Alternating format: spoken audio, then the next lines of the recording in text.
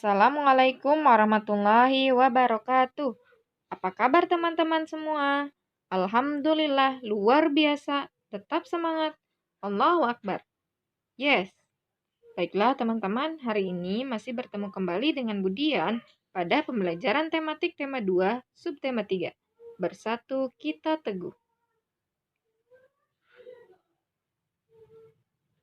Tujuan pembelajaran kita pada hari ini yaitu untuk mengetahui manfaat tumbuhan dan hewan, kemudian mengetahui cara melestarikan tumbuhan dan hewan. Dan ini muatan pelajarannya adalah ilmu pengetahuan alam. Selain itu, hari ini kita akan mengulang kembali materi sebelumnya untuk muatan PPKN, SBDP, IPS, dan Bahasa Indonesia. Sebelum kita mulai belajar, mari kita baca basmalah bersama-sama. Bismillahirrahmanirrahim. Tahukah kalian manfaat tumbuhan dan hewan bagi manusia? Ternyata banyak sekali manfaat tumbuhan dan hewan bagi manusia loh teman-teman. Manfaat tumbuhan bagi manusia yaitu dalam memenuhi kebutuhannya, manusia membutuhkan hewan dan tumbuhan. Manfaat tumbuhan bagi manusia yang pertama yaitu sebagai bahan makanan.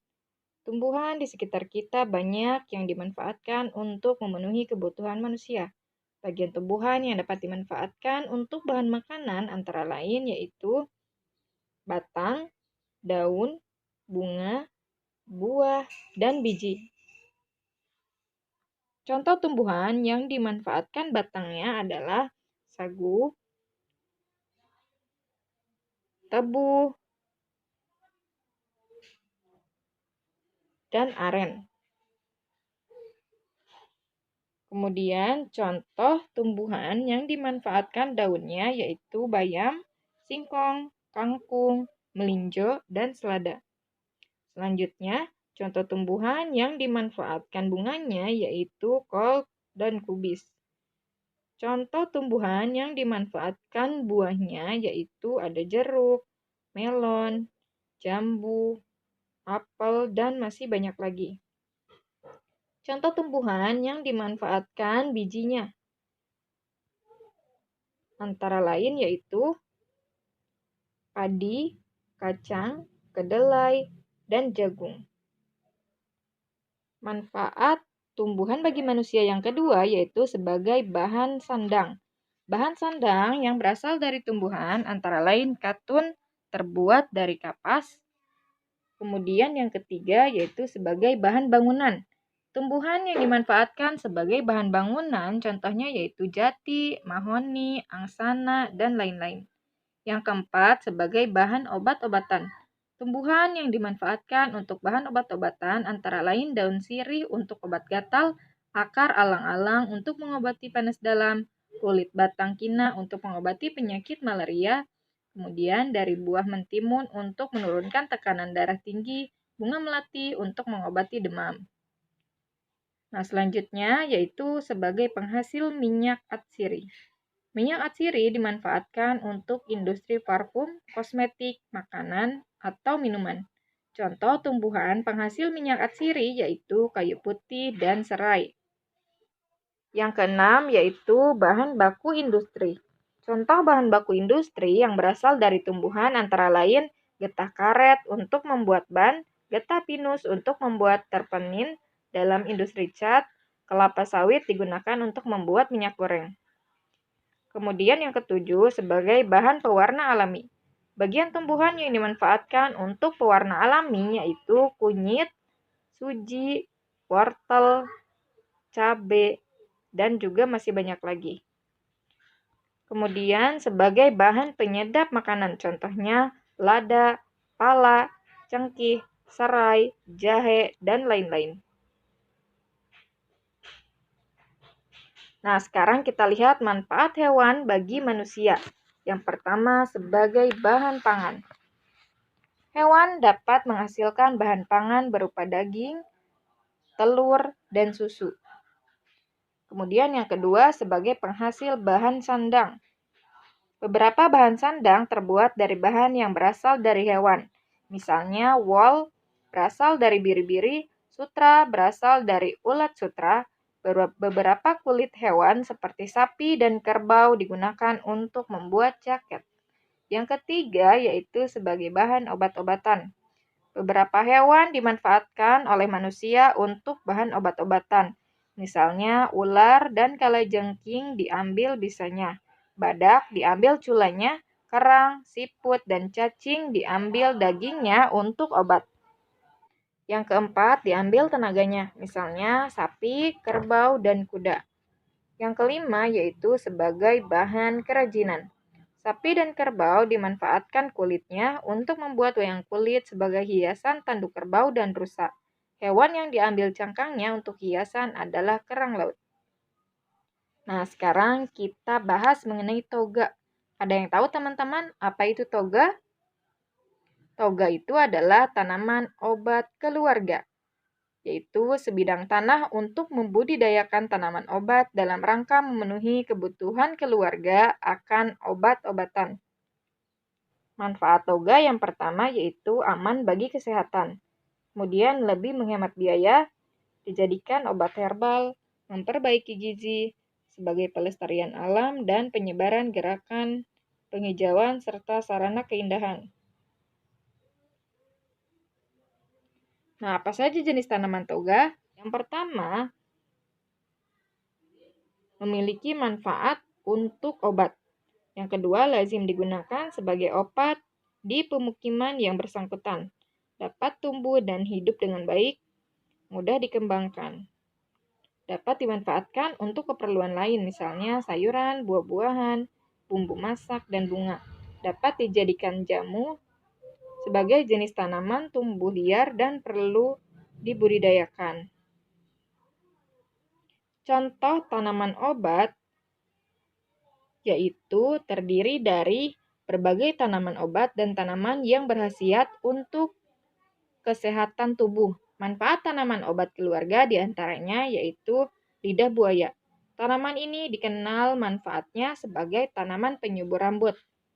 Kemudian yang kedua adalah mengkudu. Buah ini dapat digunakan untuk meredakan osteoporosis dan manfaatnya banyak sekali bagi tubuh kita. Yang ketiga adalah jambu biji.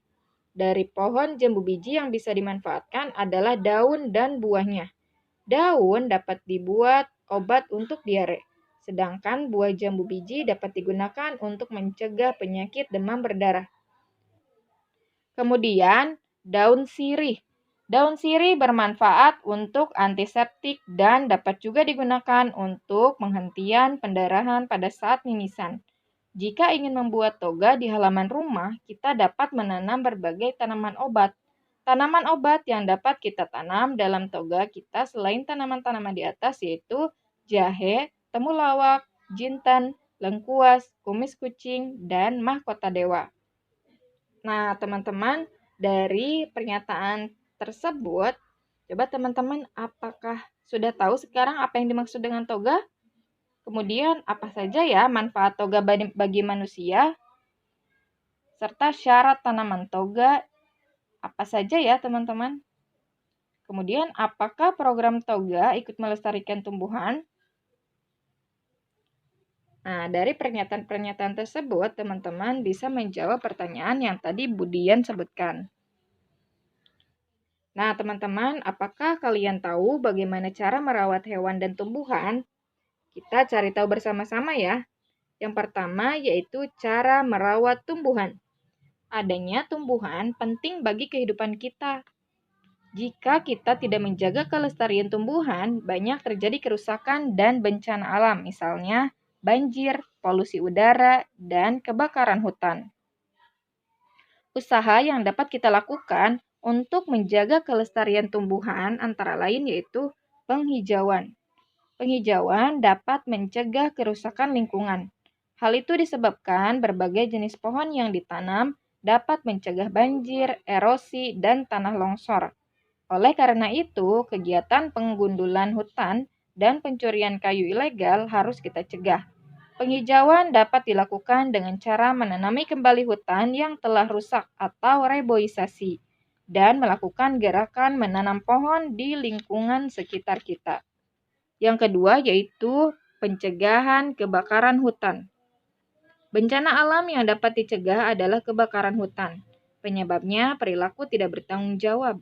Misalnya membuang puntung rokok di hutan, tidak mematikan api unggun saat berkemah, dan dengan sengaja membakar hutan untuk membuka lahan. Pencegahannya harus dilakukan semua pihak. Caranya dengan tidak membakar hutan untuk membuka lahan untuk pertanian dan perkebunan. Yang kedua yaitu perilaku merawat hewan. Binatang bermanfaat bagi kehidupan manusia. Oleh sebab itu, sangatlah wajar jika manusia menyayangi binatang tersebut. Ada beberapa cara untuk menyayangi binatang. Yang pertama yaitu menyediakan makan dan minuman yang cukup. Kemudian yang kedua, menempatkan hewan dalam kandang yang terawat. Yang ketiga, tidak boleh menyiksa binatang, seperti memukul, kemudian tidak boleh mengadu binatang, dan sebagainya, atau dapat menyayanginya. Kemudian, jika binatang itu dijadikan tunggangan atau penarik beban, hendaklah jangan terlalu dikuras tenaganya, atau memanfaatkan tenaganya dengan sewajarnya. Kemudian, menolong hewan yang sedang dalam bahaya. Seperti di dalam Quran Surat An-Nahl ayat 68-69 yang artinya, dan Tuhanmu mewahyukan kepada lebah, buatlah sarang-sarang di bukit-bukit, di pohon-pohon kayu, dan di tempat-tempat yang dibikin manusia. Kemudian makanlah dari tiap-tiap macam buah-buahan, dan tumpulah jalan Tuhanmu yang telah dimudahkan bagimu. Dari perut lebah itu keluar minuman madu yang bermacam-macam warnanya. Di dalamnya terdapat obat yang menyembuhkan bagi manusia. Sesungguhnya pada yang demikian itu benar-benar terdapat tanda kebesaran Tuhan bagi orang-orang yang memikirkannya. Nah, teman-teman, jika kita menyayangi hewan, kemudian merawat tumbuhan, kita pun akan mendapatkan manfaatnya, seperti yang sudah diterangkan di dalam Quran Surat An-Nahl tersebut. Nah, alhamdulillah, teman-teman, untuk materi pekan ini, yaitu tentang tematik tema 2, subtema 3, telah selesai. Nah, kita tutup sama-sama dengan membaca hamdalah.